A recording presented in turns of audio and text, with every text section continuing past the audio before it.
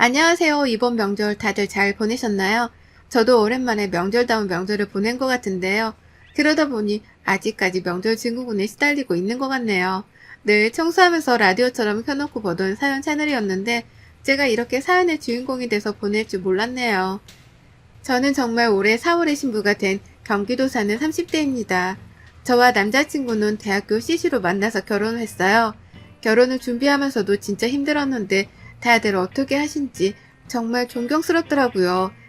제가 사연을 보낸 이유는 다름이 아니고 저와 형님의 문제로 보내게 되었어요. 형님이라고 하면 굉장히 어려운 사람 중에 한 명이라고 생각했어요. 근데 또 어떻게 보면 같은 집에 며느리로 들어온 거니 동지에도 뿜뿜 생기겠다 싶었죠. 저희 남편은 형제 중에 차남입니다. 위로는 형이 있는데요. 저한테 아주버님이신데 아주버님은 남편과 나이차가 꽤 많이 나는 편이에요. 7살 정도 나이차가 있어서 그런가 저랑 연애 때도 형과 남편이 우애가 정말 좋아 제가 부러워했었거든요. 저는 남동생이 있는데 그렇게 사이가 좋지는 않거든요. 그러다 보니 형과 남편의 사이가 굉장히 부러웠어요. 그러다 저희가 결혼하기 전 한 2년 전쯤에 아주버님이 먼저 결혼하시고 저희가 2년 후에 했거든요. 근데 제가 성격이 굉장히 활발하고 그러다 보니까 누구랑도 잘 지내려고 하는 편이거든요. 다들 그렇잖아요. 또 가족이 된다고 생각하니까 저는 형님이랑 되게 잘 지내고 싶어서 결혼하기 전에 먼저 연락도 드리고 또 커피를 되게 좋아하신다고 해서 커피 쿠폰도 진짜 많이 보내드렸거든요. 남편이랑 형도 나이 차가 많은데 저랑 형님도 나이 차가 좀 있거든요. 근데 나이 차이도 있는데 형님은 저에 비해서는 굉장히 조용한 성격인데다가 조금 예민하시긴 하지만 남편네 집에 딸이 없어서 어머님 아버님이 굉장히 외로워하셨다고 해요. 근데 형님이 들어와서부터는 어머님 아버님을 정말 잘 챙겨드린다고 남편이 늘 고마운 분이 형수님이라고 자랑을 엄청 했었습니다. 그리고 저희는 순탄하게 결혼했어요. 원래 지금 시어머니랑은 연애 때부터 굉장히 잘 지낸 편이라 제가 남자친구였을 때 엄마 아빠라고 부르면서 엄청 자주 뵈러 갔었기 때문에 시어머님이 되셔도 늘 똑같은 마음으로 저를 많이 예뻐해 주셨거든요. 그래서 저랑도 사이가 굉장히 좋은데 어느 날부터인가 어머님께 전화드리면 맨날 한숨을 쉬시는 거예요. 그래서 이번에는 작정을 하고 제가 어머님께 또 한숨을 쉬시길래 여쭤보았죠. 어머님 무슨 일 혹시 있으세요? 라고 물어보니 어머님이 큰애 때문에 조금 힘들다고 하시는 거예요. 저는 결혼하고 이런 이야기를 처음 듣다 보니 이런저런 이야기를 하는데 갑자기 그렇게 잘하시던 형님이 요새는 전화도 잘 안 받고 또 전화를 해도 묵묵부답이니까 어머님은 그게 많이 답답하셨나 봐요. 전화를 되게 자주 하는 편이었는데 지금은 한번 전화하면 안 받고 한 4, 5일은 지나고 나서 전화했냐고 온다고. 그게 어머님은 조금 속상하셨나 봐요. 근데 저도 며느리다 보니 저는 어머님과 잘 지내기도 하고 제 성격이 활발한 편이라 통화하는 게 어렵지 않지만 사람마다 다 성격이 다르기도 하고 전화 통화하는 걸 어렵게 생각하시는 분들도 많이 있기도 하고 또 다른 일이 있어서 속상해서 그러신 것 같으니 너무 마음 쓰지 말라고 그랬죠. 그러니 다음에 셋이 자리를 제가 만들겠다고 여자들끼리 데이트하자고 하면서 어머님 마음을 풀어드렸어요. 그렇게 어머님과 전화를 끊고 한 일주일 정도가 흘렀을까요? 갑자기 생전 전화도 안 하던 형님이 저에게 카톡을 보내셨더라고요. 근데 그 카톡 내용이 조금은 이해할 수 없는 내용이라 제가 형님께 전화를 드렸죠. 형님, 저예요. 문자로 이렇게 내용을 보내셨는데 제가 무슨 말인지 잘 이해가 안 돼서 통화하는 게 더 나을 것 같아서 전화드렸어요. 라고 여쭤보니 형님이 저한테 대뜸 왜 눈치가 없냐고 그러는 거예요. 저는 갑자기 그렇게 말을 하시니까 좀 당황스럽잖아요. 그래서 어떤 게 제가 눈치가 없었는지 말씀해 주시면 고치겠다 라고 하니 왜 어머님께 자기 이야기를 하냐고 대뜸 그러는 거예요. 저는 그런 이야기 한 적 없다. 어머님이 형님과 통화가 잘 되지 않아 속상하시다고 하길래 제가 형님 편에 서서 사람마다 다 전화통화를 좋아하는 건 아니니까 어머님이 이해해 주시면 어떠냐고 오히려 그렇게 말씀을 드렸다. 오해하시는 것 같은데 그런 말뜻이 아니었다 라고 말했죠. 그랬더니 왜 어머님이랑 저랑 둘이 뒤에서 자기 이야기를 하냐고 또 막 따지는 겁니다. 이대로는 말이 안 통할 것 같아 우선은 알겠다. 그런 게 아니었는데 그렇게 느끼셨으면 죄송하다 이러고 통화를 끝냈어요. 저는 가운데서 괜히 중간에 껴서 어머님이 뭐라고 하셨길래 형님이 저러시나 싶어서 저도 괜히 기분이 안 좋아했는데 그날 저녁 남편이 형이랑 통화를 했는지 들어와서 저보고 엄마랑 이제 형수님 이야기하지 마. 형수님 성격 어떤지 알잖아. 예민한 거. 이러는데 정말 황당하잖아요. 저도 좀 화가 나서 남편한테 오히려 화내면서 말했죠. 그런 적도 없고 어머님이 형님한테 속상하신 게 많아서 내가 오히려 어머님께 이해해 주시는 게 어떠냐고 그랬다. 근데 왜 형님도 나한테 전화 와서 그러느냐.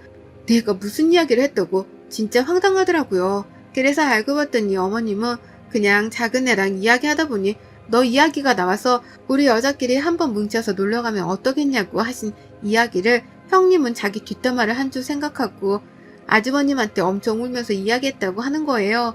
그 일로 아주버님은 어머님께 앞으로 와이프한테 전화하지 말라고 하고요. 근데 참 사람이 말이 어다르고 아다르지만 어떻게 저렇게 받아들일 수 있는지 이해가 되지 않았지만 사람이 성격이 다 틀리니까 또 윗사람이니까 저도 이해하고 넘어가려고 했어요. 그러다 명절에 일이 터진 거예요. 저는 결혼하고 처음 맞는 명절이다 보니 좀 잘해드리고 싶었어요. 그래서 명절 전부터 소고기에 과일에 용돈에 준비해서 명절 전날에 시댁으로 넘어갔죠. 남편네 집은 큰 집이라 제사를 크게 지내기 때문에 그 전날에 가서 자고 다음날까지 막 친척들이 오신다고 해서 남편이 되게 걱정했거든요. 근데 저는 원래 북적북적한 것도 좋아하고 하다 보니까 상관없다고 나는 명절 그 다음날 집에 가도 되니까 눈치 보지 말라고 결혼하기 전에 이런 이야기를 다 합의가 된 상태였어요. 그렇게 명절 전날에 바리바리 싸들고 시댁으로 향해서 어머님 음식하는 걸 도와드리고 있는데 형님이 오셨더라고요. 좀 어색하긴 했지만 그래도 최대한 밝게 인사하려고 저는 먼저 형님 오셨냐고 말을 건넸고 형님은 이러면서 눈길을 피하시더라고요. 어색하게 인사하고 함께 전도 붙이고 음식도 만드는데 형님은 정말 말을 단 한마디도 안 하시더라고요. 그래서 저도 따로 막 말을 걸진 않았어요. 그렇게 어색한 시간들이 흐르고 어머님 아버님이랑 남편이랑 아주버님은 잠깐 친척네 음식 가져다주고 오신다고 하셔서 저랑 형님만 집에 둘이 남아있었는데요. 다른 가족들이 다 나가고 나니까 갑자기 형님이 하고 있던 음식을 휙 던지더니 방으로 들어가더라고요. 아니 너무 황당하잖아요. 그래서 뭐가 나한테 기분이 나쁜가 싶어서 그냥 묵묵히 다시 뒷정리를 하고 있는데 한 15분이 흘러도 20분이 흘러도 나오질 않는 거예요. 그래서 쭈뼛쭈뼛 문을 열고 형님에게 무슨 일이 있으시냐고 그냥 들어가시길래 금방 나오실 줄 알아서 기다렸는데 안 나오시길래 어디 아프시냐고 물어봤죠. 그랬더니 나는 아까 많이 했잖아. 동서가 좀 해. 내가 이런 것까지 해야겠어?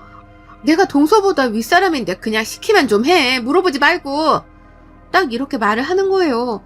어안이 벙벙했지만 거기서 따질 수도 없고 해서 그냥 뒷정리 제가 혼자 다 하고 저도 남편 방으로 들어가서 좀 쉬고 있었어요. 근데 깜빡 잠이 들어서 소리가 거실로 나가보니 형님이 부엌에서 아까 제가 다 정리했던 그릇들을 꺼내서 다시 다 닦고 있는 거예요. 너무 황당해서 제가 형님한테 제가 아까 그거 몇 번씩 닦아서 넣어놓은 건데 왜 다시 하시냐고 물어보니까 동서가 들어가서 잠들었길래 내가 한 건데 무슨 말을 하는 거냐고 그러는 거예요. 그것도 가족들 앞에서요.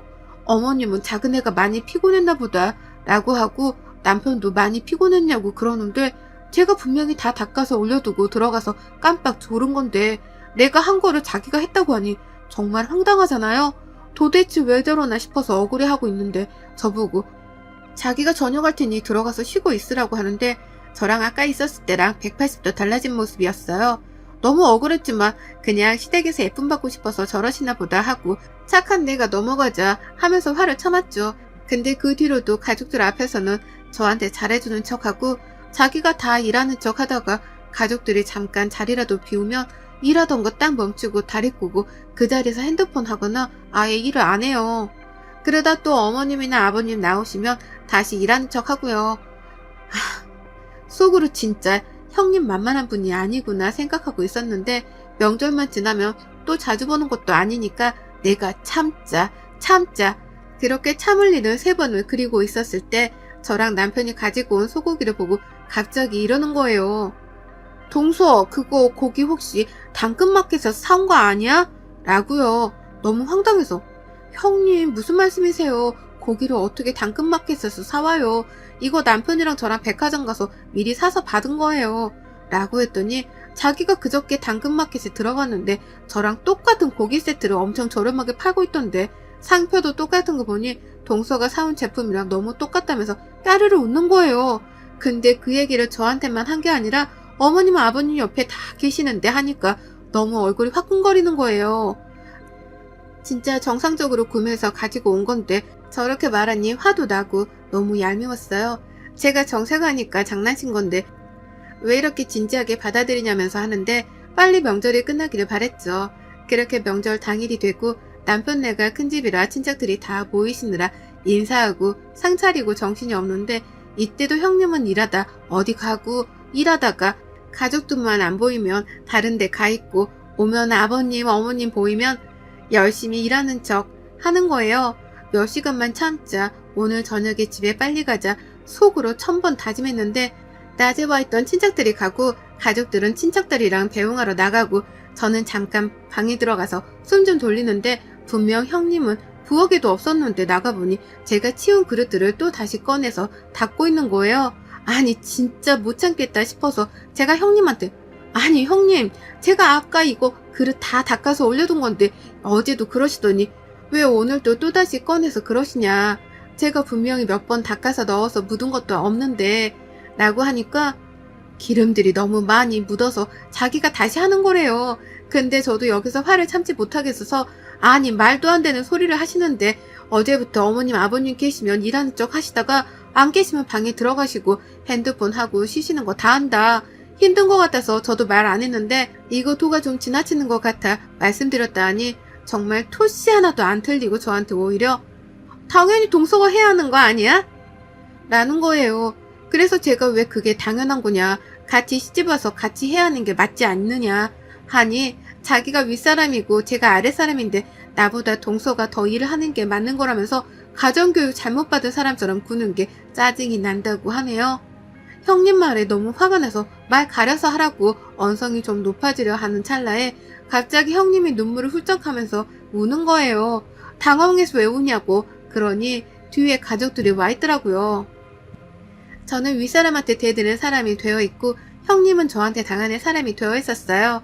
어머님 아버님은 저보고 방으로 들어오라고 하셔서 들어가서 한 소리 크게 먹었어요. 이뿐만이 아니라 시댁 친척들이 있는 곳에서 저에게 정말 아무렇지 않게 동서는 친정이 없지 않아? 더 있다가 가도 되지 뭐 이러더라고요. 저 결혼하기 전에 아빠가 지병으로 돌아가셔서 엄마랑 동생만 있는데 그걸 알고 저렇게 대놓고 말을 하더라고요. 그 말을 듣는 사람들은 저마다 저를 보고 안쓰럽다는 듯이 쳐다보는데 그 눈빛도 저는 못 견디기 싫은 거예요. 이렇게 지옥 같은 첫 명절이 지나가고 아무래도 안 될 것 같아 명절 다음날 형님한테 전화해서 둘만 보자고 했어요. 근처 카페에서 만나서 저한테 감정이 상하신 게 있냐 그래서 이러시는 거냐 물어보니 나는 동서랑 잘 지내고 싶은데 동서가 너무 옆에서 얄밉게 행동해서 얄밉대요. 근데 제가 그렇게 하는 이유가 어머님 아버님한테 뭐라도 받아먹으려고 생각해서 그러는 것 같다는 거예요. 그 노인네들이 동서 들어오기 전에는 우리한테 다 퍼줄 것처럼 하더니 동서 들어오니까 아주 동서의 여우 같은 면에 빠져서 지금 받을 것도 못 받게 생겼는데 내가 제정신이겠어? 그러니까 좀 나대지 말지 그랬어. 저 결혼하기 전에 시댁에서 큰 아주버님한테 경기도 광명시에 아버님 명의로 사놓은 아파트가 있는데 거기가 재개발돼서 집값이 많이 올랐나 봐요. 그래서 그 집을 아주버님 앞으로 해주겠다고 하셨는데 그럼 증여세가 너무 많이 나와서 우선은 가지고 있다가 상황 봐서 돌려주신다고 하셨나 봐요. 근데 이제 제가 들어오니 둘째네도 뭐 해줘야 하는데 이런 이야기가 나오니 괜히 그 아파트 저희한테 뺏길까봐 견제하고 있었던 거더라고요. 그리고 지금까지 착한 척 했는데 제가 매번 어머님이랑 통화하니까 짜증나서 어머님 전화도 피하고 그런 거였더라고요. 결국에는 돈 때문이었다는 소리를 듣고 자리에서 벌떡 일어나 무작정 걸었어요. 그렇게 걷고 또 걸으니 이렇게 당하고만 있을 수는 없겠더라고요. 그래서 형님한테 전화해서 말했어요. 저는 시댁에서 받는 거에 대해서 관심도 없고 주시면 감사하지만 혹시 주지 않으시더라도 저는 서운하지 않다고. 당연히 남편이 장남도 아니고 차남이고 저희 남편보다 아주버님네를 더 생각하시더라도 전혀 서운하지 않다고요. 근데 제 생각은 늘 변함이 없기도 하고 또 저랑 남편은 직장이 탄탄한데 노후까지 걱정이 없는데 형님은 변변치 않은 직장이라 남의 재산을 탐하시는 것 같다고. 근데 이 이야기를 저만 알아서는 안 될 것 같다. 모든 가족들이 알아야 형님의 실체를 알지 않겠냐고 하니 그 말이 끝나자마자 그렇게 조용하고 조근조근 말했던 형님이 소리를 고래고래 지르시는데 귀청이 떨어지는 줄 알았어요. 더 이상 말이 통하지 않을 것 같아 우선 차단부터 하고 제 나름대로 이 일을 해결할 플랜을 세웠어요. 가장 먼저 아까 만났던 형님이랑은 사실 몰래 동영상으로 촬영을 해놨고요. 그렇게 디데이를 앞둔 날 형님에게 카톡을 보냈죠. 시댁으로 오시라고요. 자기도 제발이 저렸는지 시댁에 갔더니 먼저 기다리고 있더라고요. 그랬더니 정말 뻔뻔하게도 아니 동서 무슨 일이야? 동서가 가장 아랫사람인데 우리가 이렇게 기다려서 되겠어? 정말 아무 일도 아니면 정말 각오해. 이런 말들을 주저리 늘어놓더라고요. 그리고 거실 탁자에 커다랗게 둘러앉아 이야기를 시작했어요.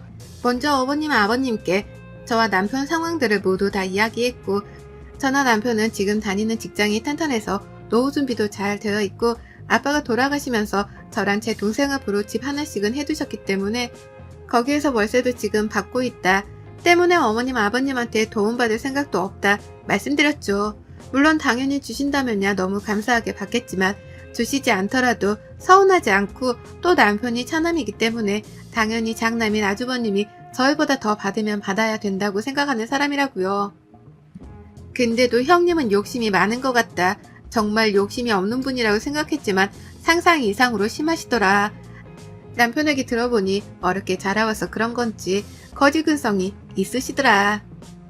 그런지 생각도 저랑 너무 다르시다고 어머님 아버님의 도움을 많이 받고 싶어 하시니까 제가 감히 말씀드려보자면 저희 말고 형님네를 도와드렸으면 좋겠다 라고 했죠. 어머님 아버님은 이게 무슨 말이냐 하고 형님은 나는 모르쇠로 나가길래 TV에 형님과 저의 만남이 찍힌 영상을 틀어드렸어요. 아주버님은 많이 놀라신 것 같고 어머님이랑 아버님은 한숨만 쉬시더라고요. 남편도 많이 놀랐더라고요. 형님은 울고불고 동의 없이 찍는 건 불법 촬영이라고 신고해야겠다고 길길이 날뛰시길래 신고하셔라. 그럼 뭐 조사받고 벌금 물겠다 라고 했죠. 근데 지금까지 저에게 했던 행동들은 다 뭐였냐. 저에게 말씀하시기로 저희한테 지금 혹시라도 뭐라도 떨어질까 조마조마해서 저를 괴롭히지 않으셨냐. 사람으로서 그런 마음 먹는 게 정말 맞는 건지 잘 모르겠다 하니 형님은 막 계속 어머님 아버님을 붙잡으면서 저 영상은 다 조작된 거다. 속지 마셔라. 동서 아주 여우 같은 기집애다. 이러면서 울고불고 하시는데 보다 못해 아주버님이 데리고 나가시더라고요. 저도 죄송하다 말씀드리고 집에 와서 남편이랑 소주 한잔 했습니다. 소주 한잔 하고 있는데 아주버님이 저희 집으로 오셨더라고요. 정말 미안하다고요. 욕심이 많은 사람인 것도 알고 있었지만 우리 부모님 돈까지 저렇게 생각하는 사람인 줄 몰랐다고요. 친정이 어려워 형님이 제대로 사랑을 못 받고 자라서 굉장히 불쌍한 사람이라고 생각해 자기가 더 아껴주고 싶어서 참아왔는데 이렇게 속물일 줄 몰랐다고요. 아주버님은 형님 같은 속물이랑 못 살겠다고 이혼하겠다고 선언하시더라고요. 그렇게 저한테 사과를 하고 며칠 뒤 어머님 아버님은 그래도 이혼은 안 된다 하시는 것 같아요. 형님은 아주버님한테 비는 것 같고요. 아주버님은 짐을 싸서 우선 근처 오피스텔을 얻어서 나갔다고 하시네요. 이렇게 저의 첫 명절은 다시 생각하기도 싫은 날이 될 것 같아요. 저의 이런 행동이 모두에게 상처가 되었겠지만 형님의 실체를 모르고 지나간다는 건 더 아니라는 생각이 터뜨렸네요. 여러분들도 화병 나지 않게 터뜨리고 사세요. 눈에는 눈, 이에는 이를 보여줘야 한다고 생각합니다. 그 뒤로 형님 소식을 잠깐 덧붙이자면 형님과 아주버님은 깔끔하게 이혼하셨어요. 우선 아주버님이 형님이 뒤에서 이런 이야기들을 하는 것들을 못 참겠다고 하시더라고요. 이외에도 형님의 카톡에 친구들에게 시댁욕을 어마어마하게 한 게 들통나서 그 욕에 정말 입에도 담을 수 없는 내용이 있었나봐요. 그래서 아주버님이 이 내용을 보고 이혼을 결심하게 되었다고 나중에 아주버님이 말씀해 주시더라고요. 앞에서는 착한 척하고 뒤에서는 그렇게 뒷담화를 했으니 자업자득이라고 생각해요. 뿌린 대로 거둔다는 말이 딱 여기에서 오는 것 같다는 생각을 또 한 번 하게 되네요. 여러분의 생각은 댓글로 남겨주세요. 오늘도 시청해 주셔서 정말 감사합니다.